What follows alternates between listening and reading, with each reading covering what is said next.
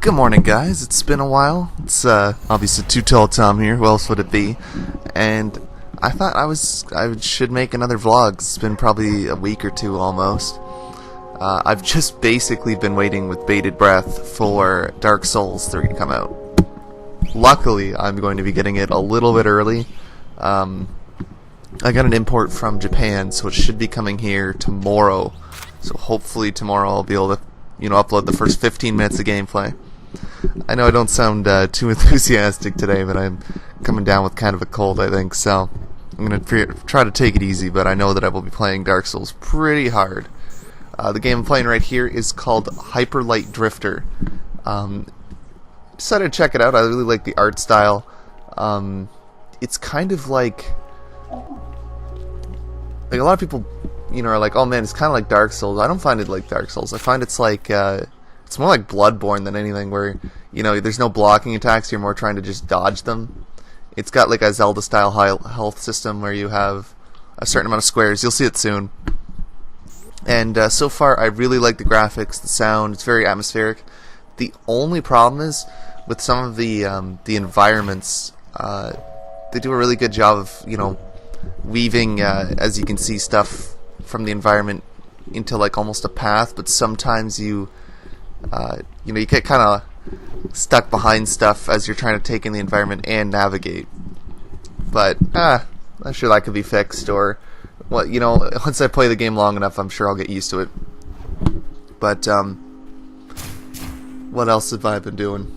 I'm playing still a lot of Nostarius. That paladin that I have. I think I did a video with it earlier. Is up to level 35, which man, it's so close to Scarlet Monastery, which is probably, I don't know if I'd say my favorite classic dungeon because I haven't done it yet, but I liked the gear from it. Like I liked the Ravager, the Scarlet set, and all that. That's why I wanted to do a paladin. But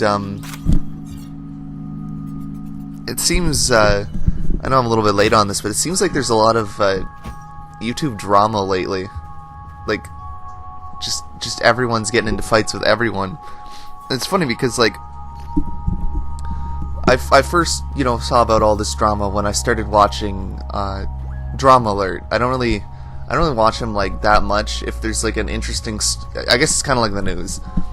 Well, I mean, he is the news, but it's like if I see a story that particularly interests me, then I'll decide to, watch the video.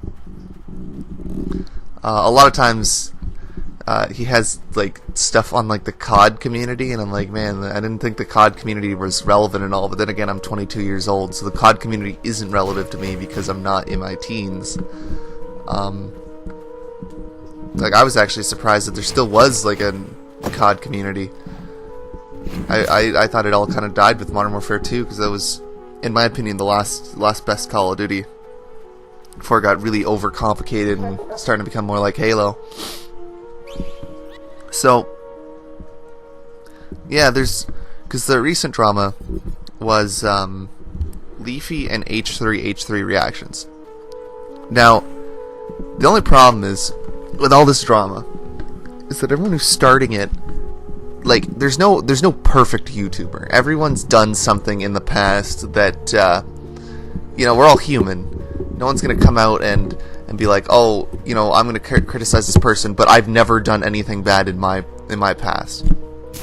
So of course everyone jumped on Leafy because, he made fun of that autistic guy in that Fedora video, which,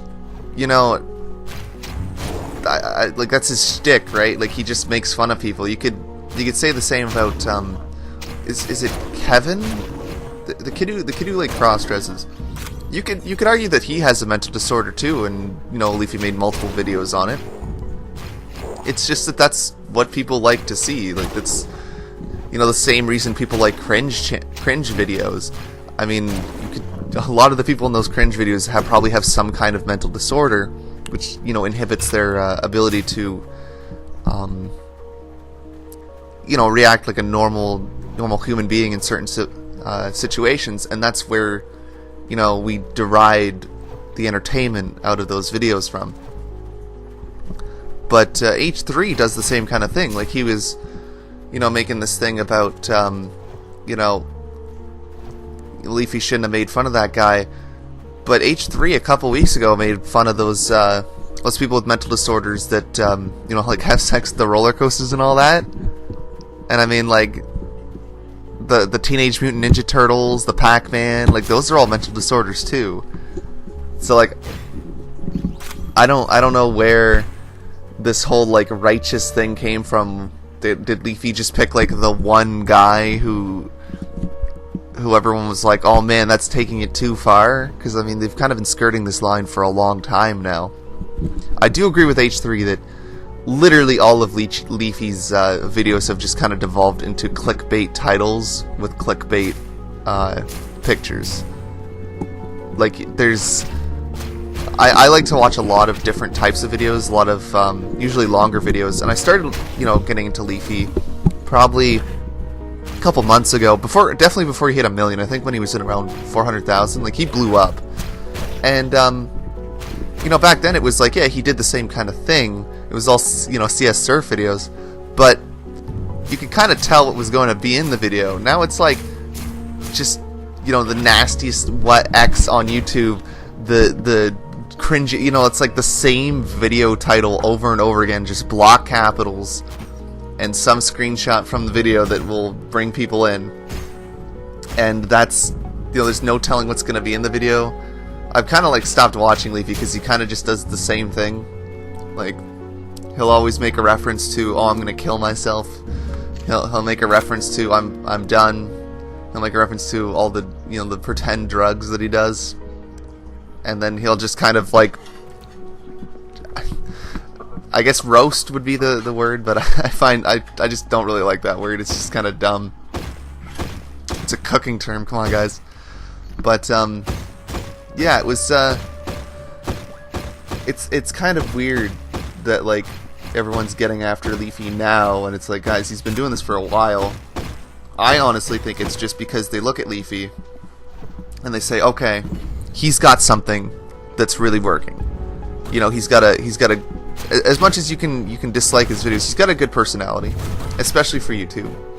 He's got easy to digest videos. You know, you can find yourself just kind of being stuck watching a bunch of those videos all at once, just back to back. So it's really good to binge on. And that's why he's been, you know, jumping up in the views. Like, I'm assuming he's probably gonna get up to.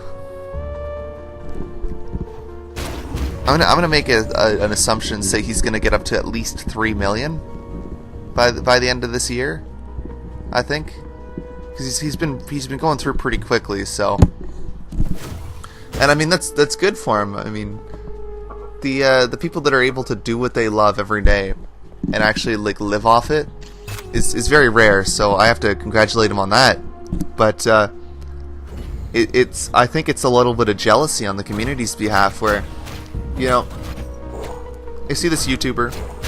I'm pretty sure he's probably been at it for quite a few years, but, you know, he was a little bit lesser known until he started blowing up from, I think he got a lot of mentions from Drama Alert and stuff like that, and he just kind of exploded, and now everyone's jealous because YouTube is a lot like, you know, the real world, where it's not what you know, it's who you know. There's a lot of people that know, you know, an excellent amount about editing, pacing videos, and making just great content, but they don't make it anywhere because there's no one to shout them out. I'm not talking about myself. You know, I put no effort into editing. You know, I do a lot of rambling videos, so I don't really have a lot of flow. But say someone like, I'm trying to think of someone who would be a good example. Someone like Undoomed, who has really good, like, if I don't know if you're into that style where it's kind of like rebutting feminists, which has become its own genre on YouTube now. Like, for every one video some college feminist makes, there's like 15 people rebutting it and making videos about it. But he puts a lot of effort into it. There's a lot of good editing. There's pretty good flow, and, you know, he's entertaining to watch. But I'm thinking, because that market at this point it was good to get into the I guess anti-feminist stuff would be the genre, but it was good to get into that around the time that Gamergate erupted, because that's when people just started getting into that kind of stuff, and that's when, you know, Sargon of COD became big. Who else?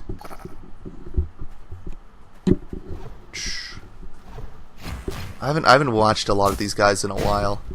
Internet Aristocrat, he's just generally entertaining. Like, he was a good example of how to do it. You know, he didn't really ride the bandwagon. He went after Tumblr. He went after a lot of things, and he was generally really interesting to listen to. I actually loved his like 3-hour streams about American politics and, you know, what candidate should win and all that.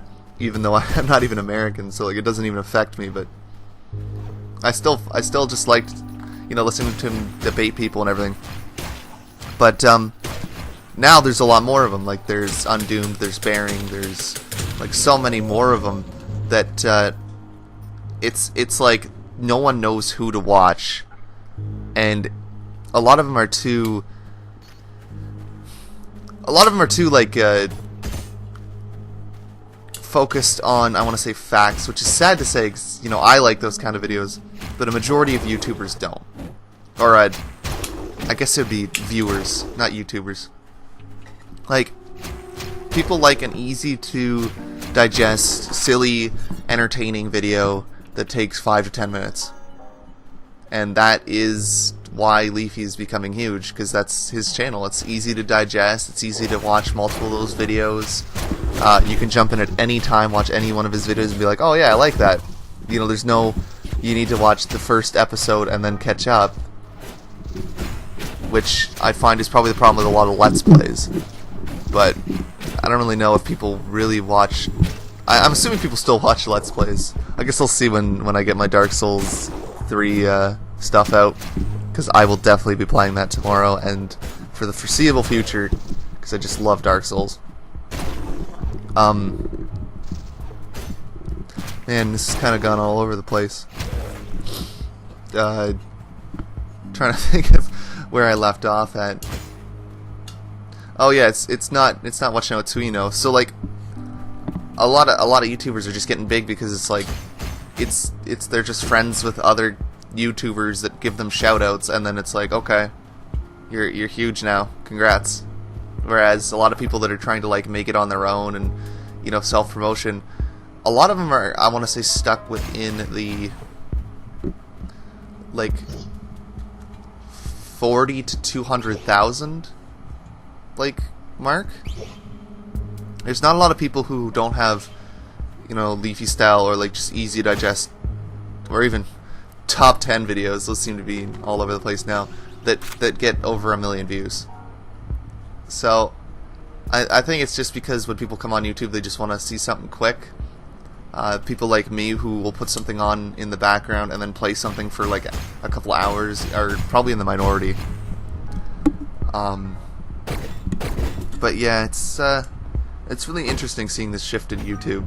It kind of reminds me of like Facebook, because like Facebook, there's like no communities. Say if you're on a like a Dark Souls community, so like you make a Dark Souls page, who knows, Artorias, whatever, you know, there's probably like 6 of them because that's, you know, a known character. There's probably already Dark Souls pages for characters in the new game, and it's not even in English yet. I guarantee you, because what people love to do is just make a Dark Souls page, and then they'll post all the same content because everyone's working from the same content pool with Dark Souls, and it's a niche title, right? It's a cult classic, so there's not a lot of content, and everyone's trying to get their content out, or trying to post the content first, because it's not theirs. It's, you know, other artists that are really good, you know, taking the pictures.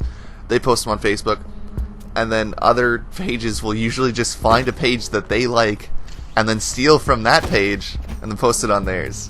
So it'd be interesting to see if Facebook ever could conceivably make some kind of thing where it's like pages are the same as like YouTubers, where you know, you get paid by how many views and likes and all that, but I think Facebook's still pretty long way away from doing that, because it's I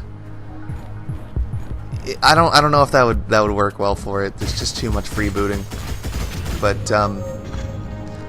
this kind of went on for a while. I thank you guys for watching, and tune in tomorrow when I will probably have some Dark Souls 2 streams, because I'm just going to stream it to YouTube, so that way I don't have to stick to the 15-minute recording time. So I thank you guys for watching, and I'll see you tomorrow.